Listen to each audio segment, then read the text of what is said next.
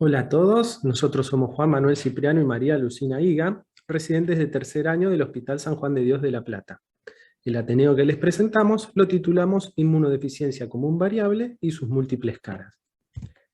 El caso clínico en cuestión se remonta inicialmente al día 6 de mayo del año 2009, en donde una paciente, oriunda de la ciudad de Bransen, ingresa a la guardia de una institución de dicha localidad por presentar 39,5 grados de temperatura, tos, expectoración amarillenta, dolor torácico en puntada del lado izquierdo, disnea, cefalea, astenia y adinamia.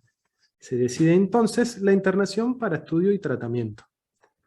Refiere desde hace un año 2 episodios por mes de neumonía con buena respuesta a tratamiento y recaída luego de suspensión del mismo. Se realizó en varias oportunidades vaciloscopía, obteniéndose siempre resultados negativos. Trae consigo un ataque helicoidal de tórax patológica. Ante la necesidad de mayor complejidad para el estudio correcto de su cuadro, es derivada a nuestra institución el día siguiente. Se trata de una mujer de 29 años de edad, lúcida, con buen estado general, afebril normotensa. Presenta rales crepitantes en tercio inferior lado izquierdo a la auscultación. Se le solicitan los siguientes estudios de laboratorio por guardia ese mismo día. Vemos en la gasometría arterial un medio interno sin grandes alteraciones, una leve hipocalemia, que no hace falta corregir, una función renal conservada, el hepatograma sin particularidades. Y como dato positivo, una leucocitosis de 14.100 elementos por mililitro. Presenta un sedimento urinario patológico, por lo cual se le indica norfloxacina. La ecografía abdominal, sin particularidades. El aparato cardiovascular, también sin particularidades. Y también presenta una eco pleural izquierda que informa imagen compatible con consolidación en la base pulmonar izquierda con escaso derrame pleural. Es diagnosticada entonces como una neumonía aguda de la comunidad y se le toman muestra para hemocultivo por 2, urocultivo y cultivo de gérmenes comunes y cultivo para micobacterias. Para el 8 del 5, cursando su segundo día de internación, la paciente presenta fiebre, expectoración y rales crepitantes. Se suspende la norfloxacina y se rota ampicilina sulbactam 1,5 gramos cada 6 horas por vía endovenosa. Al día 9 del 5, el cultivo de gérmenes comunes. Ambos hemocultivos y el urocultivo vienen negativos. Para el día 11 del 5 se evidencia buena respuesta al tratamiento con disminución de la sintomatología. Durante la internación en nuestra institución se realiza una anamnesis más profunda en donde la paciente refiere que no presentó pérdida de peso en el último año. Hace 12 años, a la edad de 17, recuerda haber cursado una corta internación por un cuadro de neumonía. Suele tener diarrea intermitente, que resuelve espontáneamente. Sin embargo, lo más destacable es que, luego de cirugía de cesárea, hace aproximadamente un año, comenzó con fiebre elevada, de 39-40 grados a las 48 horas del posoperatorio, por lo que recibió tratamiento antibiótico, con buena evolución. Luego de finalizado el tratamiento, a las 24 horas posteriores, comienza con fiebre, tos, expectoración y disnea, para la cual es tratado de forma ambulatoria con antibióticos, respondiendo de forma favorable. Pero cada vez que suspende el tratamiento antibiótico, comienza nuevamente con la sintomatología antes descripta. Este comportamiento se mantuvo hasta el día que acudió a la guardia, por lo que nos encontramos frente a un cuadro de neumonías a repetición.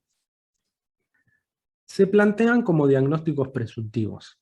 Causa de NAC recurrente de origen infeccioso, disfunción inmunitaria, HIV, hipogamaglobulinemia, o de causa no infecciosa, como puede ser obstrucción endobraquial flocal, por estenosis, presencia de cuerpo extraño, neoplasias, amiloidosis, bronquiectasias, proteinosis alveolar pulmonar, que es un trastorno poco frecuente con acumulación anormal de material rico en lípidos procedente del surfactante pulmonar en los alvéolos, interfiriendo en la hematosis, neumonía aspirativa de causa neurológica, fístulas traqueoesofágicas, síndrome de la cilia inmóvil.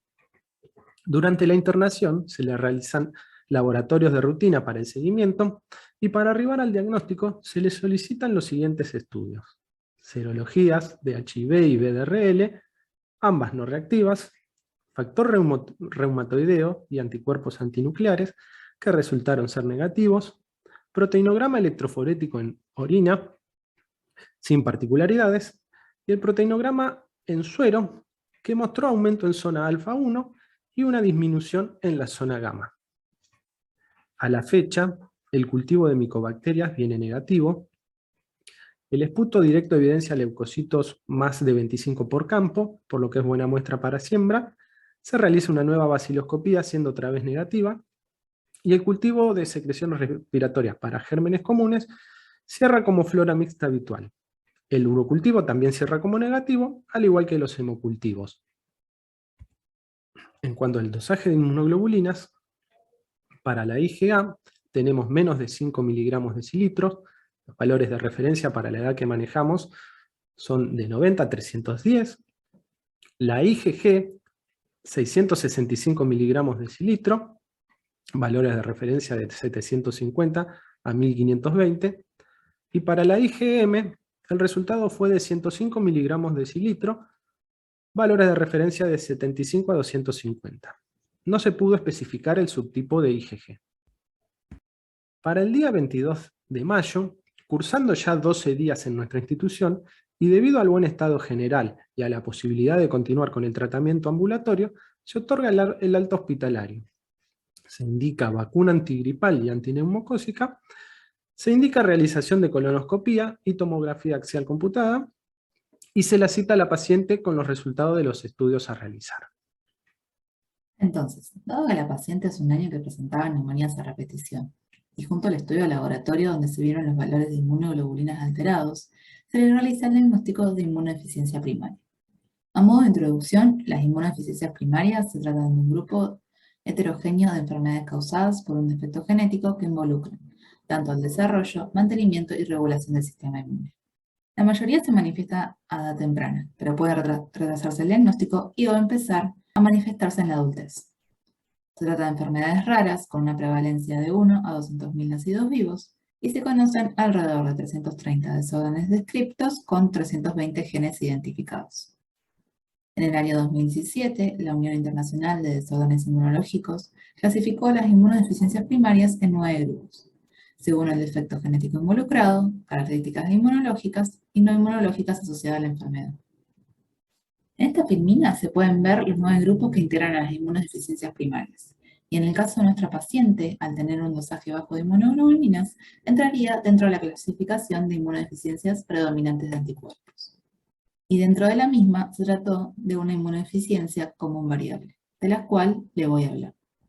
La inmunodeficiencia común variable se trata del grupo más grande de inmunodeficiencias sintomáticas en el adulto. Y dado que tiene una prevalencia de 1 cada 25.000 personas o 1 cada 50.000, se trataría de una inmunodeficiencia relativamente frecuente. De ahí que se la denominó con el nombre de común. Y el término variable se debe a la heterogeneidad tanto de las manifestaciones clínicas como del grado de deficiencia de inmunoglobulinas. La forma de presentación es bimodal, con un pico a los 6-10 años de edad y otro a los 18-25 años. Con frecuencia, los pacientes presentan hasta 7 años de retraso en el diagnóstico a partir del inicio de los síntomas. Estas inmunodeficiencias presentan una falla en la síntesis de inmunoglobulinas, que en la mayoría de los casos son de origen desconocido. Solo un 10 o un 20% tienen historia familiar positiva con un patrón de herencia autosómica dominante. Dentro de una misma familia se pueden observar casos con deficiencias solo de IgA sérica y casos de inmunodeficiencia común variable, por lo cual se evidencia la predisposición genética. Al tratarse de una enfermedad muy heterogénea en cuanto a su forma de presentación, en el año 2016, en el Congreso Internacional de Inmunología, en el cual participó la Sociedad Europea y el Grupo Panamericano de Inmunodeficiencias, se establecieron los criterios diagnósticos con el fin de unificarlos.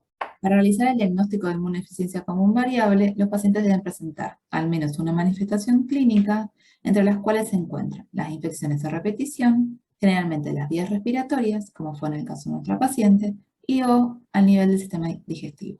También puede presentar enfermedades de origen autoinmune o linfoproliferación. Y además deben tener una hipogammaglobulinemia. en el cual se va a encontrar el valor de la IgG por debajo de 2 desvíos estándares de la media para la edad y una disminución de IgA y o IgM. Se debe realizar el dosaje de inmunoglobulinas en 2 ocasiones con al menos 3 semanas de diferencia. El diagnóstico es de exclusión, por lo que previamente se deben descartar otras causas de hipogamaglobulinemia, tanto primarias como secundarias. Dentro de las últimas se encuentran al uso de fármacos como anticonvulsionantes, metotrexato, rituximab, o puede tratarse por una pérdida de proteínas causada por un síndrome nefrótico o de causa gastrointestinal, o ser secundarios a procesos malignos, como es el caso de las leucemias linfocíticas crónicas o linfomas, o deberse a causas infecciosas como infecciones por el virus del HIV, o en el caso de pacientes pediátricos, infecciones por citomegalovirus congénito o toxoplasma gondii. Además, estos pacientes presentan ausencia de isohemaglutininas y producción reducida o ausente de anticuerpos en títulos protectores frente a antígenos polisacáridos o proteicos, como es la vacuna antineumocóxica. La determinación de cada una de las inmunoglobulinas se realiza mediante inmunoturbidimetría, en donde las inmunoglobulinas reaccionan con un anticuerpo específico formando complejos insolubles. La turbidez generada por estos inmunocomplejos puede medirse espectrofotométricamente y será proporcional a la concentración de inmunoglobulinas presentes en la muestra. En cuanto a la fisiopatogenia, como dije anteriormente, esta enfermedad se debe a una defectuosa producción de anticuerpos, la cual se da por múltiples anormalidades. Esas pueden deberse a defectos intrínsecos de los linfocitos B o a una deficiente colaboración linfocito-BT.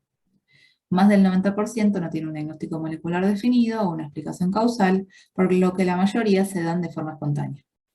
Se han descrito defectos monogénicos en estos pacientes, los cuales presentan mutaciones o polimorfismos de genes, como son el gen activador transmembrana y modulador de ligando de calcio ciclofilina, denominado TACI, marcadores de membrana como CD19, CD81, CD20 y CD21, el gen ICOS y el gen que codifica para el receptor de BAFF.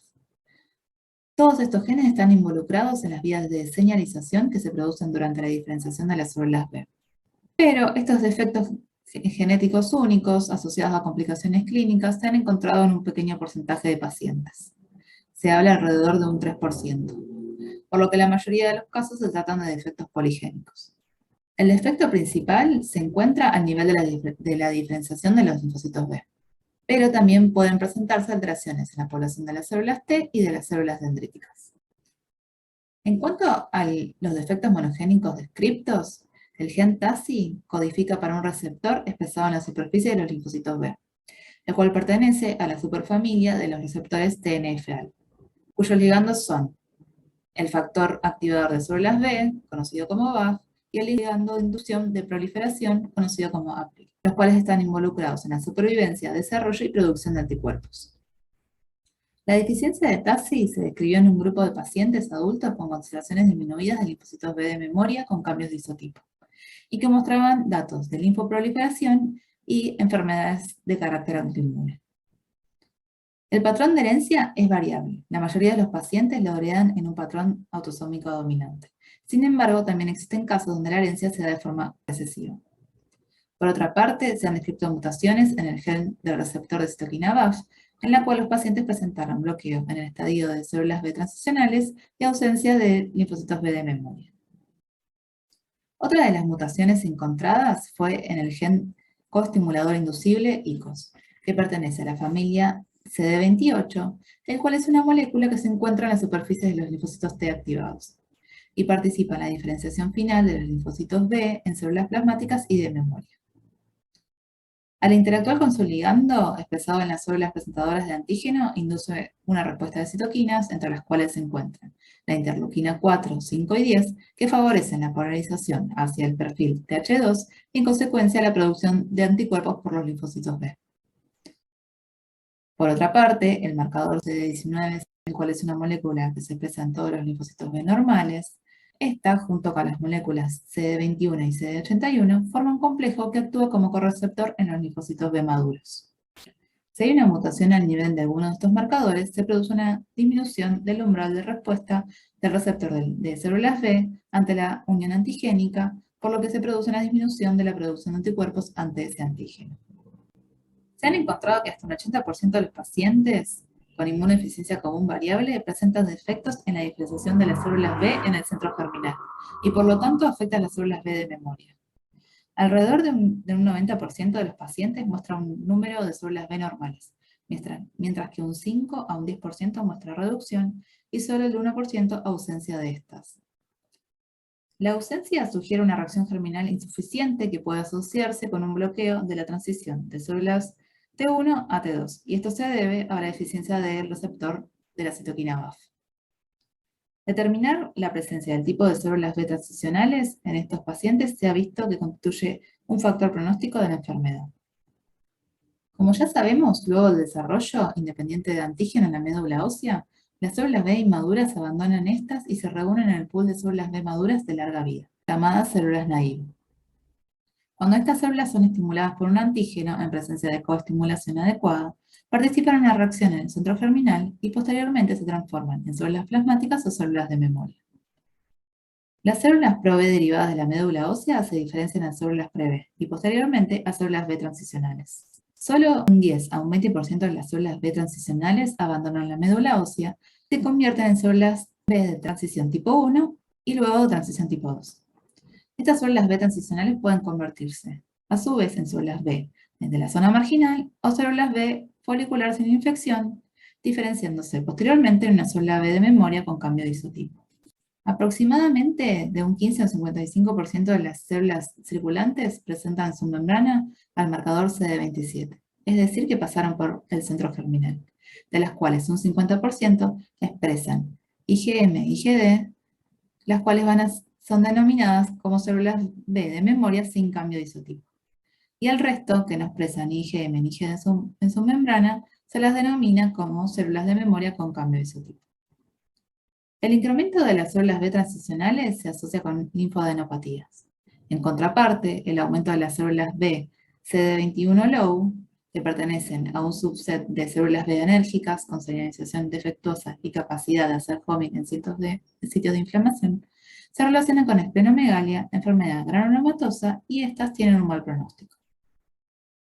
Como vimos anteriormente, la reducción de linfocitos B de memoria se observa en el 80% de los casos, hallazgo que no es específico y no es considerado como criterio de diagnóstico, pero útil para clasificarla en grupos clínicos inmunológicamente homogéneos. La clasificación de Friedburger y la de París distingue 3 subgrupos basados en las subpoblaciones de linfocitos B, identificando subtipos clínicos, regímenes terapéuticos y además tienen un valor predictivo. Pero luego, estas dos clasificaciones fueron empleadas para elaborar la clasificación de Euroclass en un intento por unificar criterios. En esta tabla comparativa se ven los diferentes tipos de población de células B que utiliza cada clasificación y su utilidad como factor predictor. En cuanto a la clasificación de Euroclass, además de utilizar a las células B de memoria con y sin cambio de isotipo y a las células B CD21 low, utiliza al recuento de las células B transicionales. Esta clasificación mostró mejor capacidad de pronosticar la presencia de linfadenopatías, de enfermedad granulomatosa y esplenomegalia en comparación con las clasificaciones previas. Sin embargo, como el resto, no es del todo fiable para predecir autoinmunidad en estos pacientes. En cuanto a las manifestaciones clínicas, las de causa infecciosa son las más frecuentes, dentro de las cuales se encuentran las neumonías de repetición, siendo los agentes etiológicos más frecuentes el estreptococcus pneumoniae y el Haemophilus influenzae. La bronquiectasia es una de las complicaciones que pueden presentar estos pacientes con neumonía de repetición y se dan en un 30 a un 70% de los casos. Por otro lado, las manifestaciones a nivel del aparato gastrointestinal se presentan como diarrea crónica, siendo la Giardia-Landia el agente patógeno más frecuente, seguido por Campylobacter jejuni y Salmonella. Los pacientes que tienen valores de IgA indetectables son más susceptibles a este tipo de infecciones. Dentro de las enfermedades autoinmunes, las más frecuentes son la púrpura trombocitopénica autoinmune y la anemia hemolítica autoinmune, presentándose en un 20 a un 30% de los casos. La linfoproliferación, no asociada con malignidad, se presenta en un 20 a un 30% e incluyen hepatomegalia, esplenomegalia y linfadenopatías en general. Por último, las enfermedades granulomatosas pueden ser localizadas o difusas, en el cual pueden verse afectados órganos como pulmón, vaso, piel, hígado y médula ósea, entre otros. Estas se dan en un 8 a un 22% de los casos. Por último, el tratamiento se basa en terapia de reemplazo con gamma globulina. El objetivo de control de infecciones se logra de manera individual y los pacientes con enfermedad pulmonar crónica o enfermedad inflamatoria intestinal requieren dosis más elevadas. Dependiendo de la manifestación clínica, si se trata de una enfermedad pulmonar crónica, a estos pacientes se les puede dar profilaxis antibiótica. En el caso de enfermedades de carácter autoinmune o de lipoproliferación, se los trata con corticoides. Y en el caso de las enfermedades reumatosas, se les da una terapia con corticoides más rituximab y azathioprina. Retomando con el caso clínico, el 1 de agosto del 2021, la paciente reingresa nuevamente a nuestra institución por presentar episodio de hemoptisis, derivada nuevamente desde la localidad de Brandsen, donde se encuentra cursando internación por reagudización de bronquiectasias.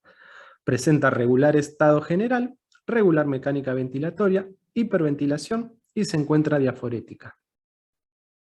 La paciente presenta bronquiectasias que se define como la dilatación irreversible de la luz bronquial. La patogenia de la enfermedad se caracteriza por la dilatación crónica, con destrucción irreversible y habitualmente progresiva de la pared bronquial como consecuencia del círculo vicioso compuesto por la infección, inflamación, lesión del sistema mucociliar y reparación cíclica de la vía aérea. La paciente requirió ventilación no invasiva y se le realizó un laboratorio por guardia, en donde vemos que presenta una marcada acidosis respiratoria, además de una leucocitosis. En cuanto a la tomografía computada de tórax, tenemos que en el hemitórax derecho, destrucción completa del parénquima con sistema de cavidades. Y en el hemitórax izquierdo, bronquiectasias en 2/3 inferiores. Resulta ser el cuadro más grave de lo que inicialmente se esperaba.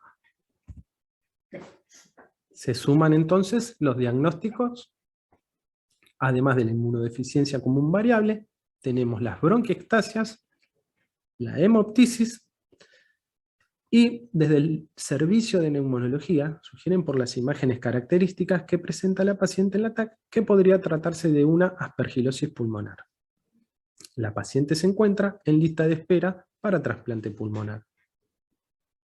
Ante el deterioro del sensorio e insuficiencia respiratoria, se decide realizar intubación orotraqueal e iniciar asistencia respiratoria mecánica y pseudoanalgesia previo a embolización. Posteriormente a este procedimiento, la paciente va a pasar a la unidad de terapia intensiva.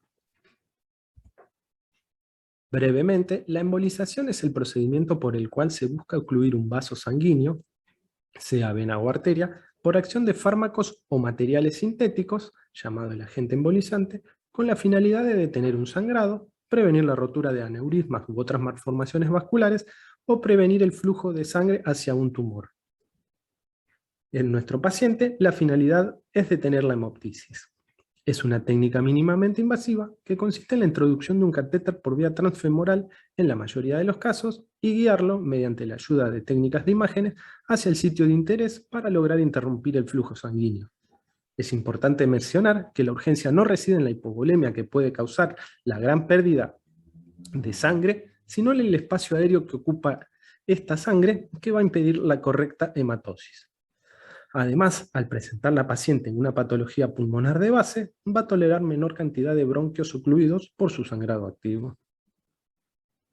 La paciente continúa su internación en UTI, clínicamente no presenta mejorías, y para el día 21 del 8 del 2021 sigue en lista de espera para el trasplante, fecha en la cual se produce el óbito a la edad de 41 años.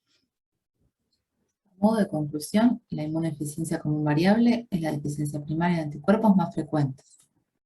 A pesar de tener valores normales de linfocitos, estos no se pueden diferenciar de células plasmáticas o células de memoria.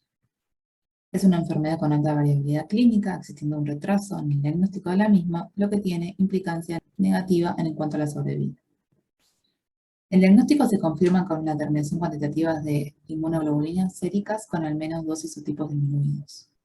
La citometría de flujo permite clasificar a los pacientes para predecir futuras complicaciones, aunque no siempre está al alcance de todos los pacientes. Acá se presenta la bibliografía consultada. Y bueno, gracias por su atención y agradecemos especialmente a nuestros compañeros de la residencia.